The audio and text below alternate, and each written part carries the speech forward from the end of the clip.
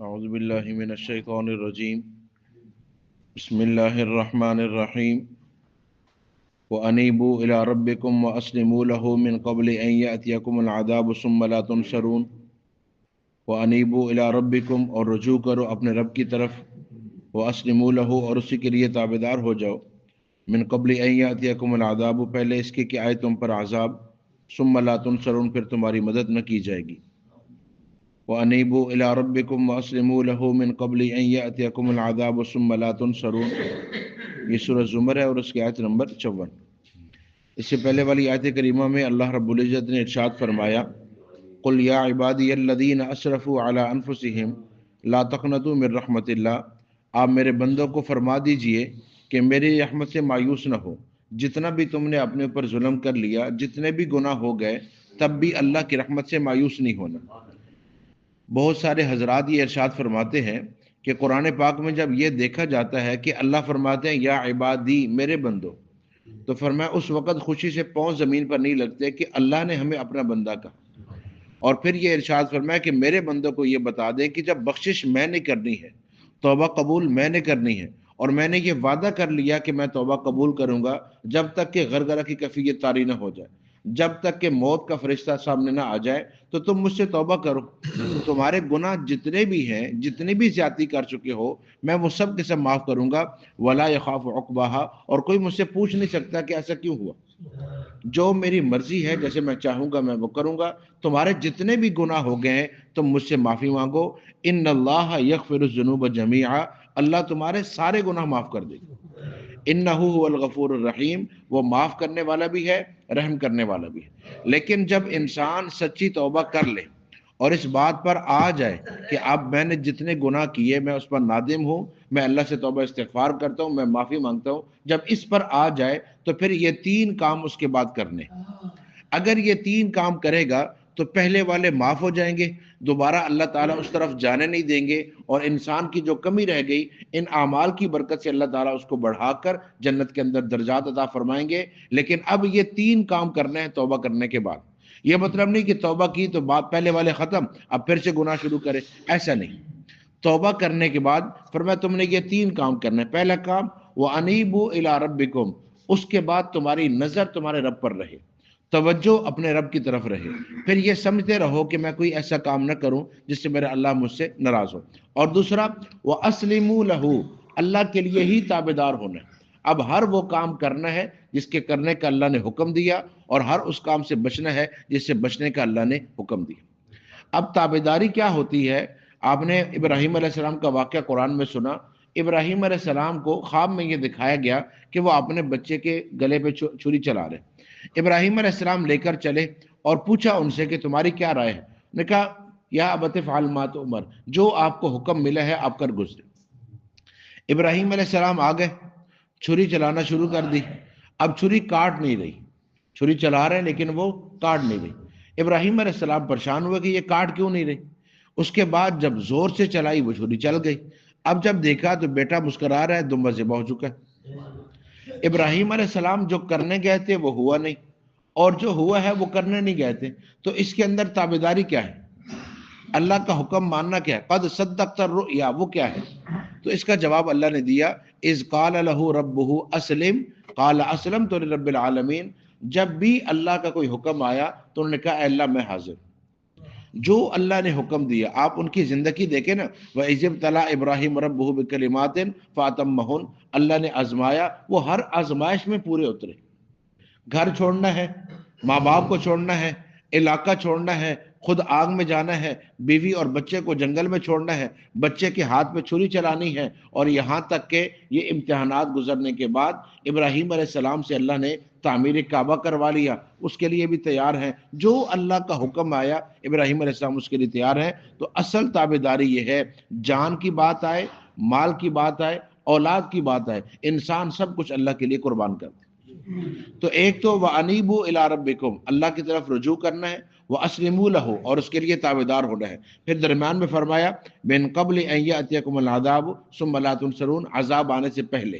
اگر نافرمانی کی وجہ سے کسی قوم پر اللہ کا عذاب آئے گا پھر مدد نہیں کی جائے گی۔ دو کام یہ ہو گیا۔ تیسرا کام وَاتَّبِعُوا أَحْسَنَ مَا أُنزِلَ إِلَيْكُم مِّن رَّبِّكُم، اور اتباع کرنی ہے اس بہترین چیز کی جو تمہاری طرف تمہارے رب کی طرف سے اتاری گئی۔ اب تورات بھی اللہ کی طرف سے ہے، انجیل بھی اللہ کی طرف سے ہے، زبور بھی اللہ کی طرف سے ہے، لیکن ان میں جو احسن ہے وہ کیا ہے؟ قرآن پاک۔ وہ کیا ہے؟ کیونکہ وہ آسمانی کتابیں ہیں، قرآن آسمانی کتاب بھی ہے، اللہ کا کلام بھی ہے۔ وہ کتابیں اللہ نے بیک وقت حوالے کی ہے انبیاء کی، اس کلام کا اللہ نے تکلم فرمایا۔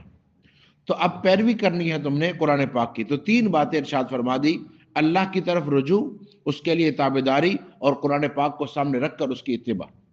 یہ تین کام کرنے ہیں اگر آپ توبہ کر رہے ہیں، اور اگر آپ توبہ میں سچے ہیں۔ ورنہ اگر توبہ میں مذاق کیا جائے گا، یعنی یہ کہ میں توبہ تو کر رہا ہوں لیکن میں نے رجوع بھی نہیں کرنا، میں نے تابعداری بھی نہیں کرنی، میں نے قرآن کی طرف بھی نہیں آنا، تو یہ مذاق ہوگا اور اس کا نقصان دنیا آخرت میں بہت زیادہ ہوگا۔ توبہ ہمیشہ سچے انداز سے ہونی چاہیے کہ ندامت ہو، گناہ چھوڑنے کا عزم اور آئندہ نہ کرنے کا عزم، اور پھر اس کے بعد اللہ تعالیٰ سے توبہ استغفار، اور جو حق ہے اللہ کا اس کی قضا، اور جو حق بندوں کا ہے اس کی ادا۔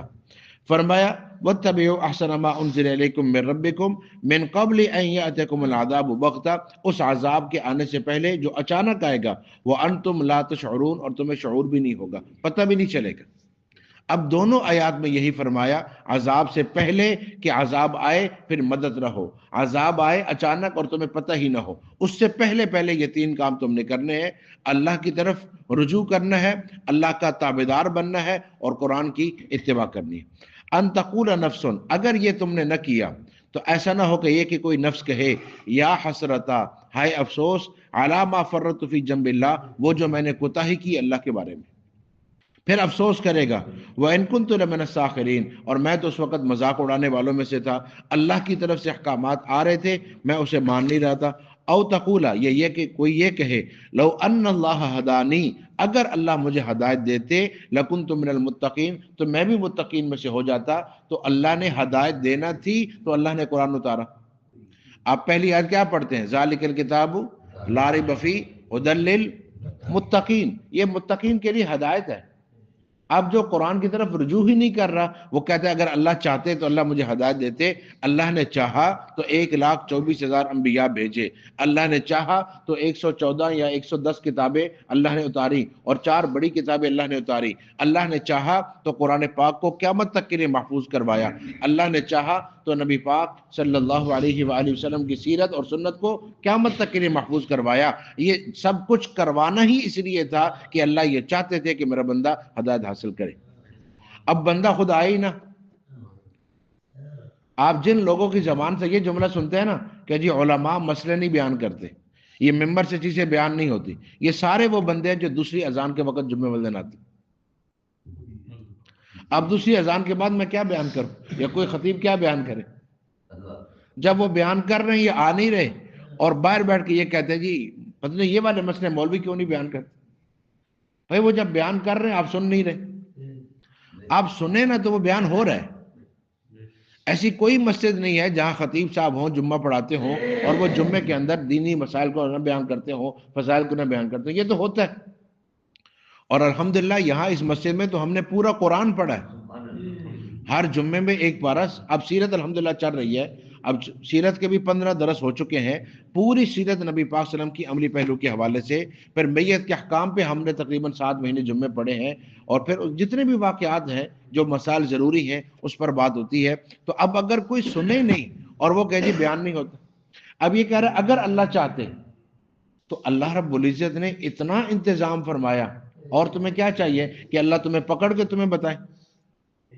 آیات آ گئی ہیں، وحی آ گئی ہے، انبیاء ہیں، ان کی تعلیمات ہیں، کتاب کی حفاظت ہے، قرآن پاک موجود اور محفوظ ہے۔ پھر اللہ نے احسان فرمایا، نبی پاک صلی اللہ علیہ وآلہ وسلم نے ارشاد فرمایا کہ العلماء ورثۃ الانبیاء، یہ علماء انبیاء کے وارث ہیں، اور قیامت تک اللہ نے یہ سلسلہ جاری کر دیا، ایسی شخصیات جو اس دین کی صحیح تشریح آپ تک پہنچائیں۔ اور یہی وجہ ہے کہ دین آج تک محفوظ اور موجود ہے، کہ جو اس کے جتنے بھی مسائل اور تصریحات تھی وہ آپ تک پہنچی۔ اب کوئی یہ کہے کس زبان میں چاہیے، تو ہر زبان میں قرآن پاک کا ترجمہ موجود ہے، حدیث کی تشریح موجود ہے، اسلام کی کتب کی تعلیمات موجود، ہر زبان میں۔ کوئی اردو جانتا ہے، پنجابی جانتا ہے، پشتو جانتا ہے، انگلش جانتا ہے، عربی جانتا ہے، جو زبان آپ جانتے ہیں اس میں موجود ہے. تو اب اور کیا چاہیے کہ اگر اللہ چاہتے تو مجھے ہدایت مل جاتی. فرمایا او تقول حین تری العذاب، یا یہ کہ کوئی کہے جب وہ عذاب دیکھے گا، لو ان لی کرۃ، اگر میرے لیے لوٹنا ہوتا نا کہ میں ایک بار جاتا، فاکون من المحسنین، تو میں نیکوکاروں میں سے ہوتا. جہنم دیکھنے کے بعد، موت دیکھنے کے بعد، حشر دیکھنے کے بعد اب یہ تمنا کرنا، تو جب قرآن نے کہا کہ یہ تمنا کرنی پڑے گی ان کو، ربما یود الذین کفروا لو کانوا مسلمین، کافر یہ تمنا کریں گے کاش کہ ہم بھی مسلمان ہوتے، کاش کہ ہم بھی مان لیتے. تو تب کاش کہنے کا مقصد آج اللہ سمجھا رہے ہیں، بتا رہے ہیں.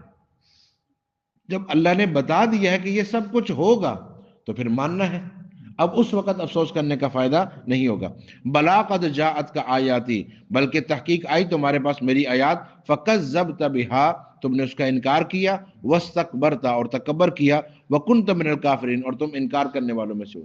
تب تو یہ کہتے تھے کہ یہ کہاں سے حکم ہے اور یہ کیسا حکم ہے اور اتنی سختی کہاں ہے اور میں ایسے پابندی کہاں کروں. آج اچھے خاصے مسلمانوں کی زبان پہ یہ جملہ ہے کہ جی اب اسلام پہ عمل نہیں ہو سکتا، اب اسلام پہ عمل بڑا مشکل ہے، اب جی یہ چیزوں سے بچنا بڑا مشکل ہے. تو اللہ نے قرآن تو قیامت تک کے لیے اتارا، یہ شریعت اور یہ دین تو قیامت تک کے لیے ہے. اگر آپ یہ کہہ رہے ہیں تو استغفر اللہ، آپ یہ کہہ رہے ہیں کہ قرآن پاک کامل اور مکمل نہیں ہے، یا قرآن پاک کی تعلیمات ہمیشہ کے لیے نہیں ہے. تو آپ کا قرآن پر پھر ایمان کیسے ہے؟ اچھے خاصے لوگ یہ بات کہہ رہے ہیں کہ جی اب تو دین پہ آج بہت مشکل ہے. دین پر عمل نہ کر سکنا آپ اپنی کمزوری دیکھیں، لیکن یہ نہ کہے کہ دین پر عمل نہیں ہو سکتا. دین اللہ رب العزت نے ایسا بہترین اتارا ہے کہ جس میں انسان وہی سب کچھ کر سکتا ہے جو انسان کی طاقت. اب نماز پڑھنے کے لیے نہ تو آپ کو پیسے کی ضرورت ہے، نہ آپ کو کسی اور چیز کی ضرورت ہے. ہر محلے میں، ہر گلی میں مسجد موجود ہے، آپ بڑے آرام سے پڑھ سکتے. روزے ہیں تو وہ سال کے بعد ہیں، اس کا انتظام اللہ نے ایسا کروا دیا کہ بڑے آرام سے بندہ اس کو رکھ سکتے.